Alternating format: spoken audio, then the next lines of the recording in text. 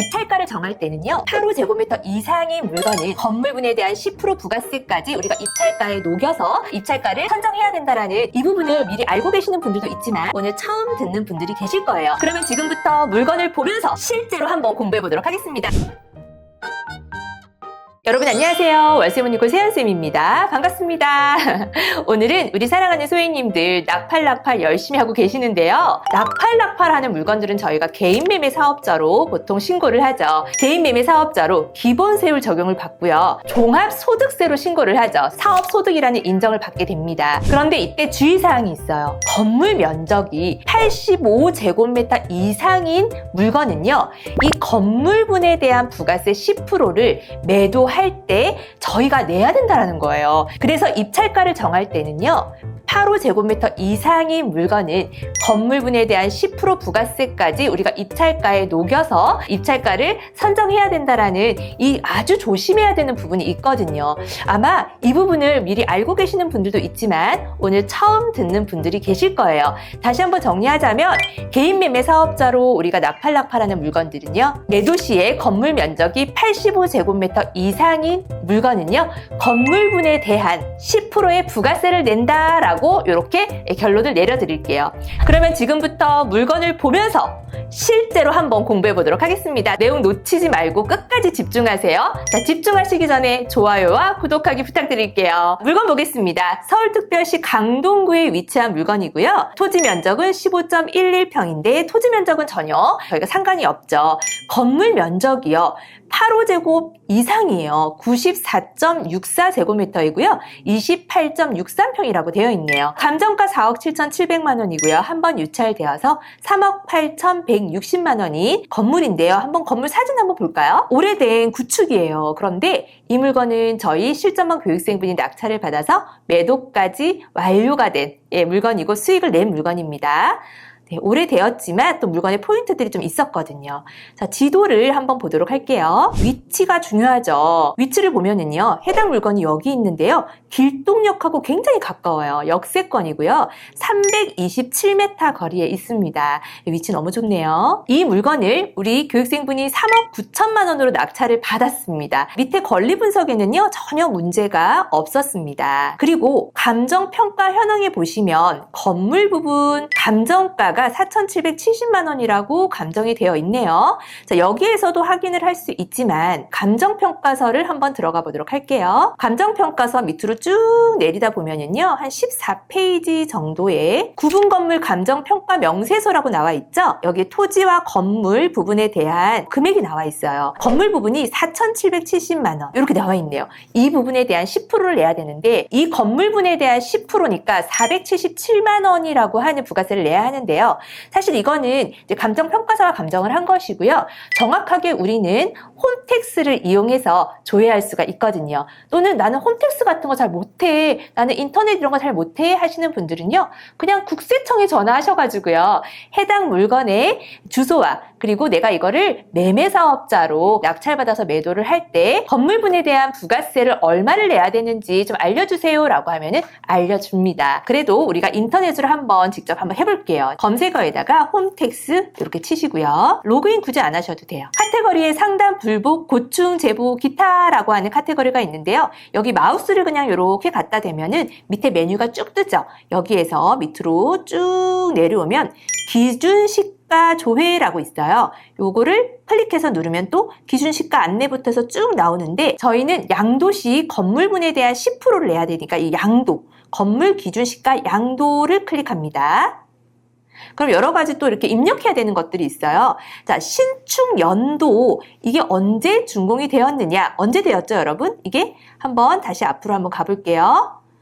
1995년도에 되었네요. 1995년 클릭하시고요. 취득 연도는요, 우리 교육생분이 2023년도에 취득을 했고요. 건물 면적이 몇 제곱미터였죠? 94.64제곱미터였죠. 이렇게 치시고요. 양도 연도는 우리가 이제 매매로 판 매도 연도죠. 2024년도 지정하시면 되고요.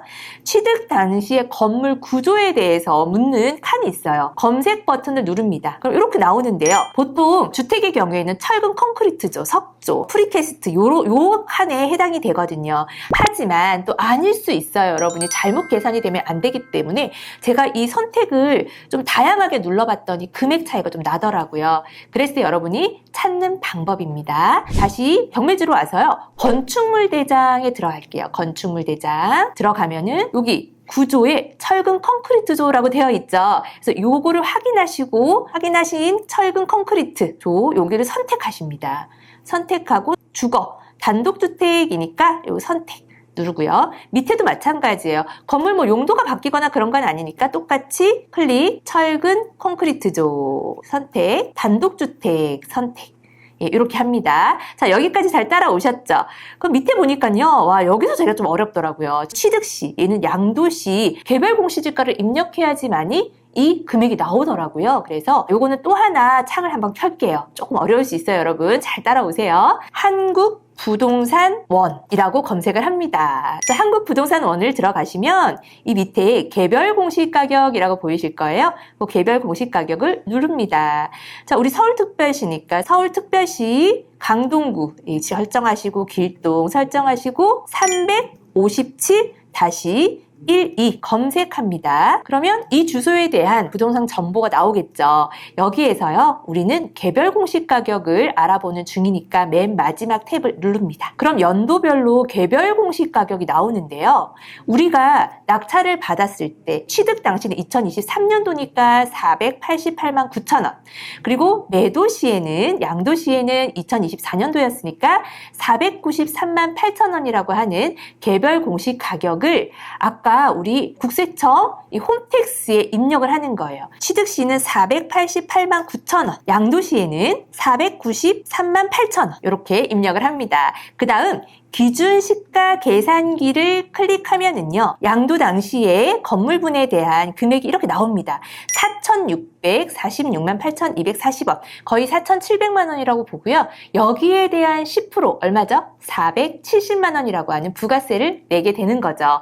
이 건물 자체가 좀 오래된 건물이기 때문에 건물의 이 감정 가격이 굉장히 좀 낮게 측정이 되어 있는데, 만약 이게 아파트라고 생각해 볼게요. 그것도 연도가 오래되지 않은 준신축의 아파트라고 생각한다면 아마 감정 가격이 꽤 높겠죠. 뭐 5억, 7억이 될 수도 있어요. 그랬을 때는 10%인 5천만 원, 7천만 원이라고 하는 부가세를 내야 되니까 이 부분 여러분들이 꼭 잘 알고 입찰가에 녹여서 입찰가를 정하셔야 한다는 겁니다. 그러면 우리 회원님은 이 물건을 통해서 얼마의 수익을 냈는지, 건물 면적이 8호제곱미터 이상인 물건을 가지고 부가세 10%인 470만 원을 부과하고도 얼마의 수익을 냈는지 한번 우리 살펴보도록 할게요. 3억 9천만 원으로 낙찰받은 물건을요, 얼마에 매도하셨는지 아세요? 자, 실제로 그 매도된 거죠. 자, 매도가는요, 4억 8,200만 원으로 매도를 했고요.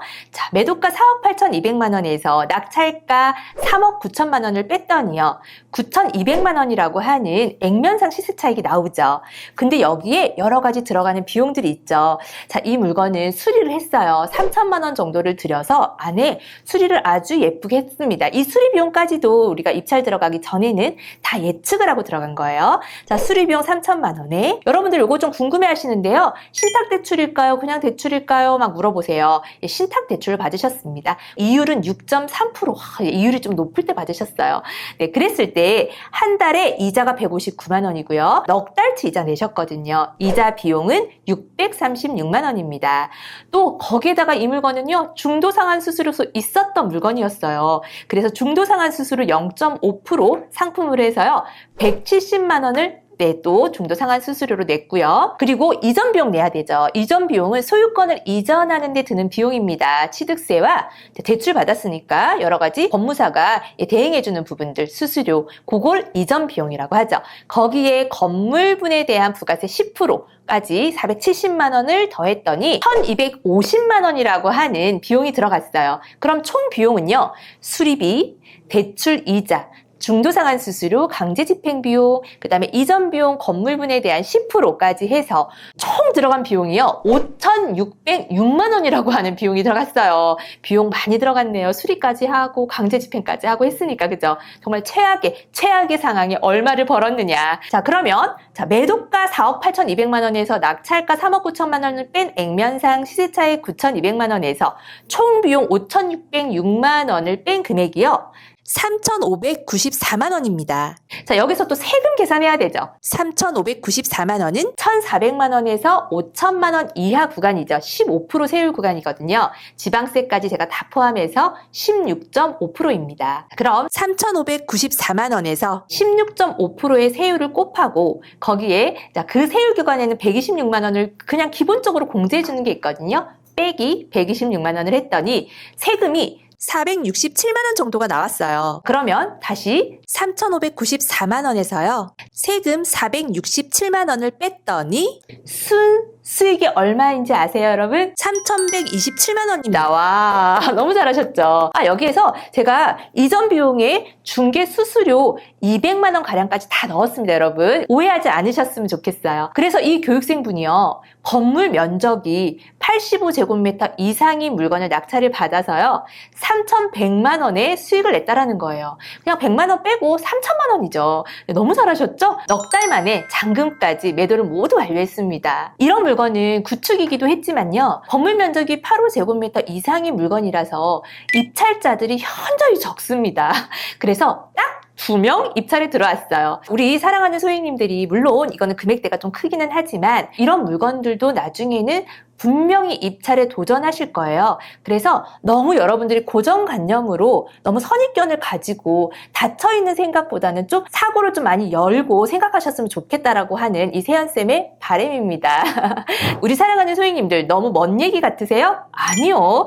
이분도 처음에는 소액으로 시작하셨어요. 하나하나 한 단계 매일매일 이 세연쌤과 한 걸음씩 성장하시면서 이렇게 좋은 물건을 낙찰받아서 도전하신 거죠. 이런 물건을 입찰하시기 전에는 꼼꼼한 시세 조사는 기본적으로 여러분들 하셔야 되고요. 그리고 입찰가를 선정할 때 어떠한 상황이 일어날 수 있잖아요. 강제 집행이라는 게 사실은 잘 일어나지 않는 일이거든요. 하지만 나에게 일어날 수 있어요. 이런 비용까지도 다 입찰가에 녹여서 여러분들이 어떠한 상황이 벌어져도 리스크가 없는 그런 투자를 하셨으면 좋겠습니다. 여러분 어떻게 오늘 좀 어려우셨을 텐데요. 좀 정리가 되시나요? 제가 우리 또 초보자분들을 위해서요. 한번 마무리로 정리 한번 해드릴게요. 화면이 막 이 사이트 저 사이트 왔다 갔다 하니까 좀 헷갈리셨죠? 마무리 정리 한번 해보도록 할게요. 자, 해당 물건이고요. 그리고 85제곱미터 이상이죠. 건물 면적이 그죠? 그리고 3억 9천으로 낙찰을 받은 물건이고요. 권리분석에는 전혀 문제가 없었습니다. 말소 기준 이후에는 모두 소멸이니까는요. 자, 위치가요. 우리 해당 물건 여기고요. 길동역하고 굉장히 가까웠어요. 여기 지금 보이지는 않는데 부동산 플래닛의 실거래가가 찍혔죠. 얼마에? 4억 8,200만 원으로 찍혔습니다. 여기 200만 원 숨어 있어요. 4억 8,200만 원 여기 찍혀 있고요. 물건의 장점은 길동역하고 근처였고요. 네, 생활 편의시설이 매우 좋았고요. 역세권이니까. 그리고 연립주택의 단점인 주차가 굉장히 잘 된다. 16세대인데 18대 주차가 돼요. 네, 너무 좋죠. 그리고 감정평가서의 건물 가격에 대해서 이렇게 명시가 되어 있지만 우리 회원님들이 정확하게 오차 없이 들어가야 되니까 국세청에 전화해서 알아보시던지 8호제곱 이상이니까 건물 가격에 대한 10% 부가세 내셔야 되니까요. 그죠? 이렇게 알아보셔도 되고 아까 이 세연쌤과 함께 홈택스 들어가셔가지고 자세하게 한번 봤죠? 상담, 불복, 고충, 제보, 기타 카테고리에 마우스를 갖다 대면은 밑에 이렇게 메뉴가 뜨죠. 여기에서 기준시가 조회를 클릭하시면 네, 기준시가 양도라고 뜹니다. 요거를 이제 또 다시 클릭하셔야 돼요. 그리고 기준시가 양도에서 여러 가지 정보 넣어주셔야 되는데요. 1995년 그죠? 신축 연도, 승인 연도 넣어주시고 취득 연도 넣어주시고 건물 면적과 양도 연도 넣어주시면 됩니다. 이건 제곱미터로 넣어주셔야 돼요. 평수로 넣는 거 아닙니다. 뒤에 제곱미터 단위 잘 보이시고요. 취득 당시 건물 구조 검색 눌러서 철근 콘크리트 이건 어디에서 우리 확인할 수 있나요? 건축물 대장과 또는 등기부 부분에도 표시되어 있거든요. 자, 양도 당시에 용도가 변경되지 않았더라면 검색 누르고 동일하게 체크합니다. 자, 취득 당시에 제곱미터당 개별 공시가격, 양도 당시 개별 공시가격은 가격을 입력해야지만이 이 건물에 대한 금액이 나온다고 했잖아요. 기준시가를 확인하는 사이트는 한국부동산원으로 들어가시면 돼요. 한국부동산원으로 들어가셔서 밑에 개별 공시가격 클릭하시고요. 여기에서 해당 주소지 서울, 강동구, 길동, 그 다음에 일반 누르시고 번지수 검색하면은 이렇게 탭이 뜨죠. 개별 공시가격 탭 클릭. 밑에 연도별로 개별 공시가격 나오는데요. 취득 당시 개별 공시가격과 양도 당시의 개별 공시가격을 여러분들이 메모하셨다가요. 여기에다가 잘 입력을 하시는 거죠. 입력하면 밑에 어떻게 건물에 대한 금액이 나온다. 건물 가격에서 10% 매도 시에 부가세로 내야 되니까 이 부분 여러분들이 입찰가에 잘 녹여서 하셔야 된다. 오늘 이 공부를 여러분들이 했어요. 자, 이제 좀 정리가 되시나요? 이해가 잘 안 되시거나 어려우신 분들은요, 영상을 좀 여러 번 돌려보시면서 노트북을 옆에 놔두시고요. 홈택스와 한국부동산원에 들어가셔서 그런 물건들을 하나 고르셔가지고 직접 한번 해보세요. 그래도 이분은 모든 상황이 다 벌어졌는데도 불구하고 3,100만 원이라고 하는 수익을 내셨죠. 우리 사랑하는 소행님들도 할 수 있습니다. 오늘 이 세연쌤이 우리 사랑하는 소행님들께 마지막으로 드리고 싶은 메시지가 있어요. 내 생각이 바뀌면 내 인생이 바뀐다. 자, 여러분들이 생각하는 대로 인생은 바뀌게 되어 있기 때문에 이 세연쌤과 함께 부자 되는 생각으로 무조건 된다는 마음을 가지고 열린 마음으로 공부하셨으면 좋겠습니다. 자, 오늘 어떻게 여러분 도움 많이 되셨나요? 오늘 또 한 5걸음 성장하신 것 같아요. 점점 더 우리 사랑하는 소행님들이 요즘에 공부 열심히 하셔서 너무너무 낙찰도 잘 받으시고 수익도 너무 잘 내셔서 이 세연쌤 요즘 너무 행복합니다. 너무 감사합니다. 자, 그럼 마지막으로 이세연쌤과 함께 용기 내고 도전하고 끝까지 함께 하자고 오늘은 좀 더 힘차게 화이팅 한번 해볼까요? 준비되셨나요? 하나, 둘, 셋, 화이팅! 안녕!